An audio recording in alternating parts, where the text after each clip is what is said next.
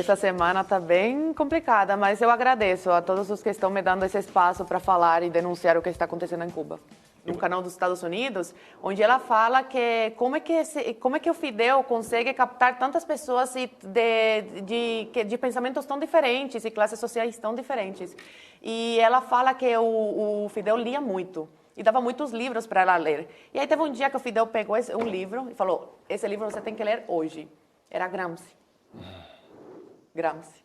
Onde ele aprendeu a como manipular a massa culturalmente, entendeu? A entrar na cabeça dessas pessoas e que a maioria que defende, que cai nessa narrativa, são ressentidos. Mesmo tendo dinheiro, são ressentidos, tem problema com eles mesmos, sabe? Então, assim, sobre a saúde em Cuba, o que incentivou essas manifestações em Cuba foi a saúde, foi o colapso total da saúde. Tem um médico que denunciou agora essa semana que não está tendo anti-inflamatório em Cuba. Estão usando gelo no lugar de anti-inflamatório. Pessoas estão morrendo pelos apagões. Mais de 12 pessoas morreram em apenas um dia por causa de um apagão. 8 estavam morrendo por dia por causa desse apagão. Uma cubana denunciou através de um vídeo que o irmão morreu sem assistência médica em casa. Ela ligou para o hospital pedindo uma ambulância, falando: olha, meu irmão está com corona, ninguém veio dar assistência médica a ele até agora, ele está muito mal, está piorando. Não apareceu a ambulância e no mesmo dia ele veio a falecer. Demoraram 6 horas, mais de 6 horas para buscarem o corpo do irmão dela. Então, isso foi o que ocasionou que o povo cansasse e fosse para as ruas, esse descaso. Então, essa narrativa da melhor medicina do mundo caiu por água abaixo. A ditadura está desesperada. Por isso demoraram tanto para aceitar ajuda humanitária, né? Aceitar que começasse a entrar comida, alimentação, porque acabou com esse marketing que durou 60 anos, graças agora à internet, né? Que por tanto tempo foi limitada em Cuba. Amanda. Colapso da saúde, vários países tiveram quase, né, as margens de ter o colapso. Numa ditadura fica pior ainda. Agora, Zoe, outro tema que sempre suscita muita polêmica é o embargo dos Estados Unidos, que também já dura 60 anos, quase 60 anos, a Cuba. Como você vê essa questão hoje? Porque a gente teve alguma flexibilização, um aumento de remessas para Cuba, retomada de viagens ainda no segundo governo Obama, por volta de 2015, aí depois essas medidas foram novamente revistas pelo governo Trump, e desde então você tem essa postura de linha dura dos Estados Unidos com Cuba, manutenção à volta do que era antes, e esse embargo já foi condenado inúmeras vezes, por vários anos, por quase todos os países do mundo na ONU. Como é que você vê? Você acha que esse embargo americano prejudica mais o povo cubano ou o regime? Porque o regime continua aí, né? Esse embargo já está aí há quase 60 anos e, infelizmente, o regime continua, a ditadura se mantém. Agora o povo cubano sofre. Bom, mais de 80% dos alimentos que entram em Cuba são dos Estados Unidos. Eu já postei várias vezes nas minhas redes fotos de frango que vem da Carolina do Norte. Então, quem alimenta o cubano atualmente é o imperialismo yankee, que eles tanto criticam. Esse bloqueio é uma narrativa que eles usam há mais de 50 anos para dar calote no resto do mundo. Cuba é conhecido como um país caloteiro. Eles pedem empréstimo com essa narrativa de bloqueio econômico e nunca devolvem esse dinheiro. Então, é uma narrativa. Atualmente, Cuba está entre os 5 países que mais comercializa com os Estados Unidos. Parceiro comercial. É uma realidade, Zoe, né? O bloqueio, o bloqueio, a única coisa que fala é o seguinte: Cuba pode negociar com qualquer país do mundo, mas tem que pagar à vista. Só isso. Tem que pagar à vista, não pode parcelar. E o bloqueio, ele tem uma justificativa por trás. Quando Fidel tomou o poder, ele despropriou todas as empresas americanas. Os americanos tiveram um prejuízo muito grande. Não pagaram um tostão de indenização. Não pagaram nada, entendeu? Então, esse bloqueio tem uma justificativa por trás. E agora eles usam isso para qualquer coisa. Acabou a mamata aqui no Brasil porque o Bolsonaro foi eleito e colocou restrições ao mais médicos. Olha só, o dinheiro eu quero pagar direto para os médicos e não para a ditadura. Antigamente não era assim, com a Dilma, o Lula. Não, eles pagavam para a ditadura, 70% ficava para a ditadura cubana. Então, agora, qualquer coisa que corta a mamata, eles falam, por causa do bloqueio. A gente sabe muito bem que é socialismo, quando não tem um país para bancar, um país capitalista para bancar por trás, colapsa, não dá certo. E é o que a gente vê. A gente viu ali imagens de Leonid Brezhnev, o engraçado é que eles falam muito, por exemplo, da qualidade da medicina. A medicina é ótima, mas colapsa é culpa do bloqueio. Mas quando está ótimo, entre aspas, não é culpa do bloqueio. Apesar do bloqueio, a gente consegue manter a qualidade da medicina. Cuba dependeu da União Soviética, depois dependeu da Venezuela, depois dependeu do Brasil, na época do PT. E assim vai. E sempre que a gente fala da saúde exemplar de Cuba, eu me lembro do Guilherme Boulos, né, o nosso comunista de sapatênis, que diz que a vacina cubana já tinha chegado e salvaria vidas. Bom ponto, essa vacina ainda não foi aprovada e eles estão vendendo para a Venezuela e para o Irã. Que beleza, hein? Ainda não passou por todos os testes, eles estão vendendo. E o povo cubano morrendo aqui também sem testes. Não compramos. O povo cubano morrendo em Cuba e eles vendendo, comercializando. A Amanda queria que tivesse comprado a Pfizer sem autorização, mas a Covaxin não, sem autorização. Assinamos contrato de compra, sim, senhor. Que foi rebatido, quem voz veio errado, Silvio. Zoe, eu queria que você, tua avaliação sobre a figura do preso político, né? Poucos países na América ainda têm presos políticos, né? A Venezuela, evidentemente, Cuba, a Nicarágua e o Brasil, né? No caso, o deputado Daniel Silveira, por exemplo, porque a despeito de não concordar com a forma como ele, eu sempre digo isso, com a forma como ele se manifestou, ele tem o direito de falar, afinal ele é um parlamentar, né? Eu queria que você comentasse essa questão do preso político em alguns países, inclusive aqui, por conta de atos democráticos, né? Por ser contra um governo, por se manifestar contra uma Corte Suprema, por exemplo. Eu sou uma grande defensora da liberdade. Eu falo que a coisa mais importante que a gente tem é a liberdade. E eu defendo muito o pensamento diferente do meu. Então, eu sou muito contra qualquer tipo de prisão por causa de manifestar seu pensamento. Agora, ir para a rua, fazer baderna, tudo bem, aí tem que ser punido pela lei e tudo mais. Mas se está se manifestando de uma forma dentro da lei, qual o problema? Não tem nenhum problema isso.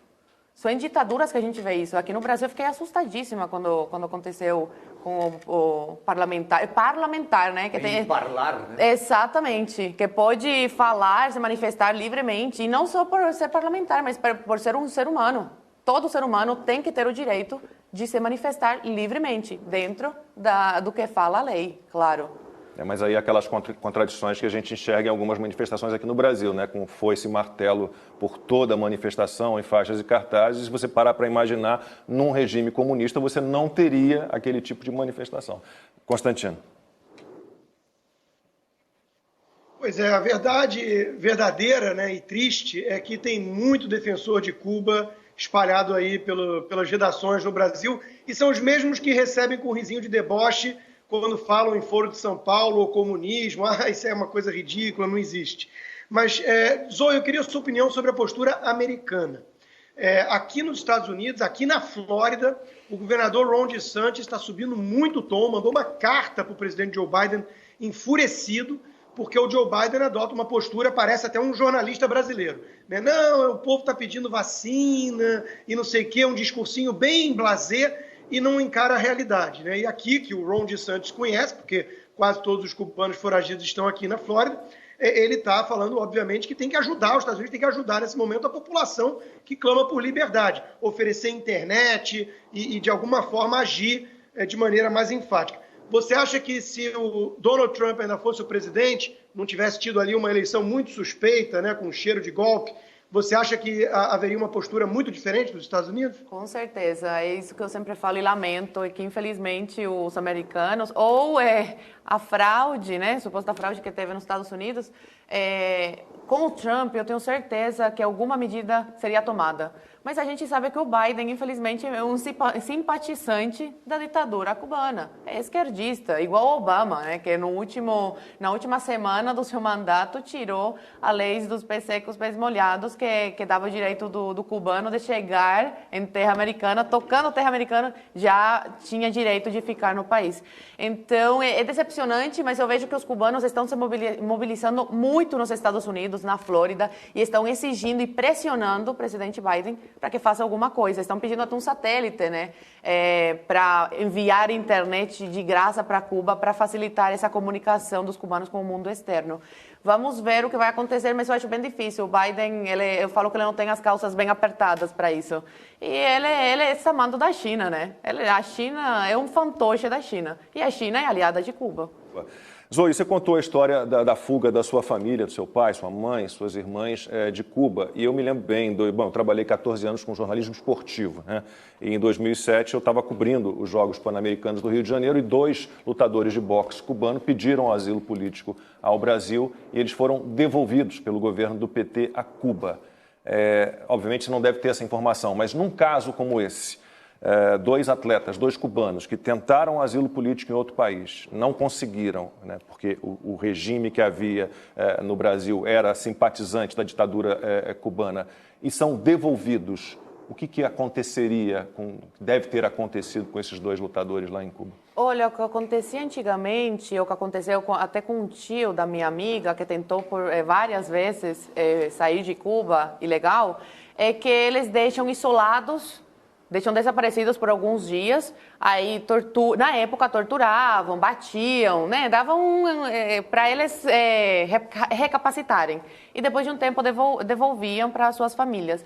Mas lá antigamente as pessoas desapareciam, não na minha época, antes, né? Desapareciam e a gente nunca mais ficava sabendo. Mas com esses boxeadores eu acho que não aconteceu nada, eles devem estar vivos, mas sempre sofrem as consequências e represálias depois, de não conseguirem trabalho, a perseguição o tempo todo a eles e a sua família. É o que aconteceu numa ditadura, né? Perseguição. Um deles conseguiu seguir a carreira profissional nos Estados Unidos. Ele tentou de novo e saiu.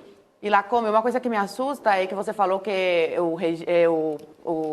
era na época Lula, né? Sim, 2007. Simpatizante. O que me preocupa muito é o ano que vem, a eleição. Eu estou falando muito sobre isso nas minhas entrevistas, aproveitando os espaços, né, que estão me dando, para falar que me preocupa muito a eleição do ano que vem, que as pessoas clamam por uma terceira via que não existe. As pessoas ficam com essa criancice, tem que cair em si. Não existe terceira via. Ano que vem é Bolsonaro ou Lula.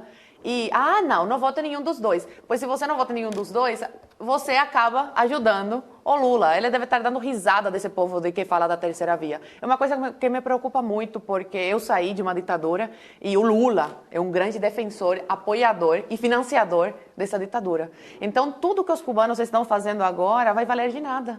Por quê? Porque ano que vem o Lula voltando vai ajudar a restabelecer, né, a ditadura cubana, a fortalecer a ditadura cubana. Então, eu chamo o povo a pensar com calma, tá? Que você não tem que concordar 100% com o Bolsonaro. Eu não concordo com ele, nem comigo mesma 100%. É impossível você concordar 100% com alguém. E quando você concorda 100% com alguém, é sinal que algum dos dois não está pensando, né? Um dos dois não está pensando. Então, uma coisa que me preocupa muito, ver como tem muitos brasileiros, que apoiam um financiador de ditaduras como Lula e que quer isso para o Brasil, né?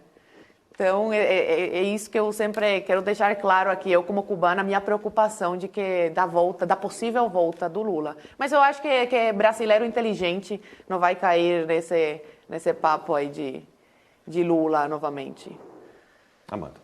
O Bolsonaro também costuma enaltecer bastante a ditadura, né, Zoe? A gente vê, por exemplo, o Carlos Brilhante Ustra é o herói dele. Ele foi um torturador do DOI-CODE. Nós, aqui no Brasil, também tivemos a nossa experiência, não eu, não a minha geração, mas tivemos a nossa experiência de 21 longos anos também de escuridão na ditadura. Graças a essa intervenção militar aqui no Brasil, vocês se livraram do comunismo, né? Não é bem assim a história, mas aí eu acho que a gente vai mudar completamente de assunto, não é o tema o dessa presidente entrevista. Bolsonaro foi o único que teve coragem, o único presidente da América Latina que teve coragem de bater de frente e falar umas verdades na cara da ditadura cubana. Eu entendo a sua posição e eu acho que é completamente errado o governo do PT apoiar ditaduras como de Cuba e de Venezuela. Financiar, né? Que apoia. Botamos um bocado de dinheiro lá. Em 2018, em 2018, Cuba tinha uma dívida com o Brasil de milhões, mais de 15 milhões de dólares. E Brasil pagou, porque participou como credor também. Vocês, pagadores de impostos, eu também, pagamos a dívida. A Venezuela também tomou, empresas brasileiras também não pagou um tostão ao Brasil. Pois é. Zoe, você falou aqui no começo da entrevista que você achava que você só fosse ver um movimento, como a gente assistiu no fim de semana, quando você tivesse 50 ou 60 anos de idade, que você foi tomada por surpresa, que de alguma forma isso foi precipitado. O que você acredita que vai acontecer a partir de agora? Você acha que esse movimento vai ter força para efetivamente levar a uma mudança, para abalar ou enfraquecer o regime? Ou você acha que não, que ainda é muito cedo para pensar em qualquer tipo de chacoalhada assim, mais forte? Bom, a luta é muito desigual, né? O povo desarmado e a ditadura armada até os dentes, porque a antiga União Soviética mandava muitas e muitas armas para a ditadura cubana. Então, tem 2, 3 armas para cada cubano. Então, é muita arma. A luta é muito desigual. Só que uma coisa que me deixou com um pouco de esperança foi o vice-ministro do interior, que vem sendo a ABIN aqui, um militar que cuida da inteligência e contra-inteligência cubana, que pediu demissão, renunciou ao cargo por não concordar com as atrocidades que a ditadura do Díaz-Canel e dos Castro está fazendo. Ele falou que uma coisa é fazer cumprir a lei e outra coisa bem diferente é assassinar os manifestantes. Então, se mais pessoas da cúpula se encorajarem e tomarem essa atitude, né, como exemplo, pode ser que aconteça alguma coisa de fato. Então, eu acho que é muito cedo ainda para falar, sim, vai acontecer uma verdadeira mudança ou não. Eu tinha esperança que os Estados Unidos fizessem alguma coisa, que eu acho que uma intervenção militar seria o ideal em Cuba. Mas eu acho que é muito cedo ainda, porque é muita repressão. Pelas informações que eu tive ontem, as ruas estão tomadas por militares, por venezuelanos enviados pela ditadura para apoiar, né, essa guerra agora, essa briga que está acontecendo em Cuba. Então, as pessoas não estão conseguindo sair mais para a rua. Não estão conseguindo. Pela repressão e pela quantidade de pessoas armadas. Eles estão recrutando jovens da minha idade, indo casa por casa, obrigando esses jovens a se juntarem à ditadura para baterem nos manifestantes com paus. Então, tem até um conhecido que morreu de tanto que bateram na cabeça, os olhos e os dentes saíram para fora. Então, é muito cedo ainda para saber se vai acontecer realmente uma coisa. Por exemplo, essa manifestação que eu achava que ia acontecer daqui a 50 anos está acontecendo agora. Então, tudo pode acontecer. Só que a ex-nora do Fidel falou que a coisa está bem feia, que a ditadura está bem desestabilizada e que ela, conhecendo bem a família, ela foi 6 anos casada com um dos filhos do Fidel, o Alex, eles têm cidadania espanhola, têm muitos negócios, eles são empresários, a família do Fidel é de empresários, tá? São empresários. Tem 900 milhões de dólares de patrimônio, parece. São empresários e mantêm um ótimo relacionamento com empresários muito influentes na Espanha. Então, pelo que ela conhece, ela já falou em uma entrevista essa semana que o Alex, um dos filhos, já deve estar na Espanha, ou ele já está pensando em ir para a Espanha e que a família já está se mobilizando para ir para a Espanha. Então, se eles estão se mobilizando para ir para a Espanha, é porque alguma coisa eles acham que pode acontecer. Então, eles não estão tão certos de que não, essas manifestações vão acabar logo. E muitos familiares da cúpula estão saindo desde o primeiro dia de manifestações, estão saindo para fora do país. E um dos sobrinhos, o Raul, tem uma filha, Débora, que foi casada há muitos anos com um dos militares que ocupa um alto cargo lá na ditadura. Ele que comanda a economia em Cuba através de uma empresa militar. Não é o Díaz-Canel é um fantoche que eles colocam para fazer todas as coisas que eles querem por trás e a gente não vê, né? Esse sobrinho falou que fugiu de Cuba essa semana por medo de que fizessem alguma coisa com ele. Ele é sobrinho do ex-marido da filha do Raul e está com medo do que poderia acontecer com ele se ele continuasse em Cuba, porque ele é um ferrenho, né? Ele luta contra a ditadura cubana, é um ferrenho defensor da liberdade. Então fugiu e fez um apelo, né, à ditadura cubana falando: olha, o povo não quer mais vocês no poder, não quer mais. O povo cansou, foram mais de 60 anos, deixem a ilha, vão embora e deixem o povo cubano assumir o seu país, porque eles se acham donos, né, de Cuba. E os donos é o povo. O verdadeiro dono de um país é o povo. Tomara que seja o início da primavera cubana, vamos chamar assim, né? Lacombe lembrou agora dos boxeadores, por exemplo, e a velocidade com que o governo Lula, na época, devolveu eles para Cuba, né? Mas o Cesare Battisti, não. Você tirou meu comentário, que era exatamente o que eu ia falar. Ao mesmo tempo, o governo do PT não queria devolver um terrorista criminoso, assassino, para a Itália, que era o Cesare Battisti. Mas, Zoe, eu queria que você comentasse um pouco a disparidade, a diferença de tratamento que o governo cubano, que a ditadura cubana, para usar o termo correto, oferece aos seus cidadãos e aos turistas, porque Cuba também é um local turístico. Eu não fui, nunca tive vontade de ir, mas eu sei de... Ainda bem, né? Mas eu sei de muita gente que tenho amigos que foram a Cuba, Varadeiro, dizem que é lindo, a própria Havana tem locais interessantes. Essa diferença de tratamento ao turista e ao povo. Bom, eu não conheci Varadeiro porque na minha época era completamente proibido cubano frequentar esses lugares. Eu conheci praias comuns em Cuba, que nenhum turista vai porque não tem nada demais, é bem para o povo mesmo. É muito diferente, a realidade do turista é bem diferente da realidade do cubano. E eles tentam mascarar, né, a todo custo essa diferença. Então, por exemplo, tem hospitais que é só para turista. Se a educação é tão boa e se existe essa igualdade que eles falam e que a esquerda no Brasil tanto prega, por que tem hospital para turista e hospital para cubano? O hospital do turista, cheio de ambulâncias, enquanto em Guantánamo, na minha cidade, só tem uma ambulância para mais de 200 mil pessoas. Uma ambulância agora no coronavírus. Para turista tem ambulância, tem as melhores coisas. E para o povo cubano, nada. Aí mais uma coisa do porquê o povo se revoltou e foi para a rua, pelo descaso. É o país que valoriza mais o turista, o estrangeiro, que dá dinheiro para eles, e afinal o socialista é mais capitalista do que os próprios capitalistas, só pensam no dinheiro, valoriza mais o turista do que o seu próprio povo.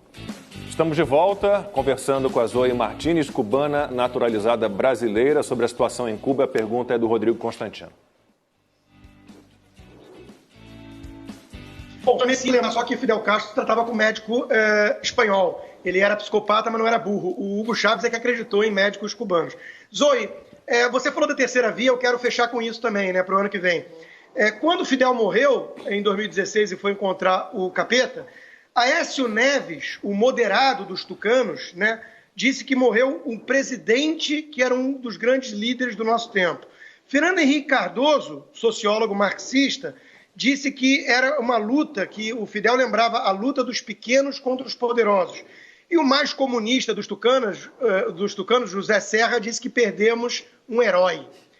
O que você diria para jornalistas no Brasil que chamam o PSDB, os tucanos, essa turma, de direita? Não é direita. A pessoa que defende o Fidel não é de direita, é uma falsa direita. Por isso que eu falo que não existe terceira via, que é o Bolsonaro, que é a única direita que temos no Brasil. É o único que bate de frente contra tudo isso. É o único que corta essas regalias. É o único que não venera ditador.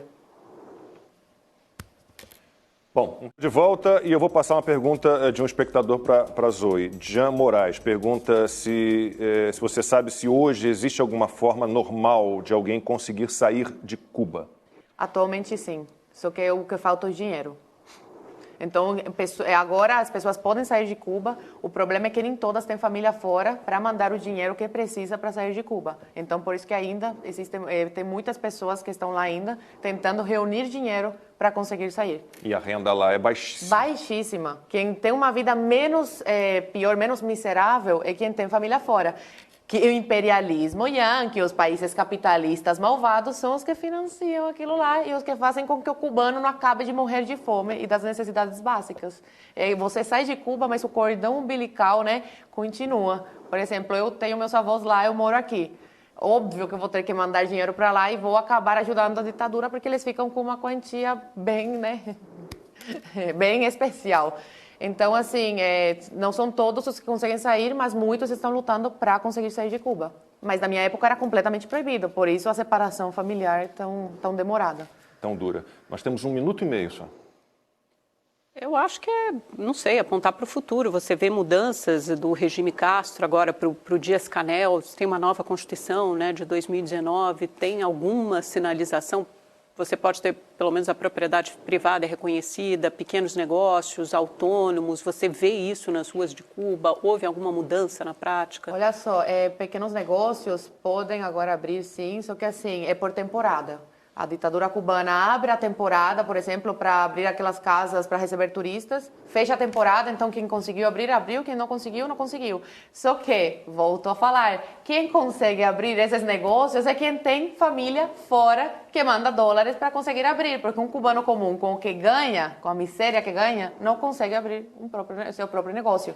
E os impostos são altíssimos em Cuba. É uma exploração. A ditadura cubana, ela nunca vai tomar medidas para favorecer o povo, é para se favorecer. E, consequentemente, se conseguir favorecer alguma coisa o povo, ok, migalhas para eles.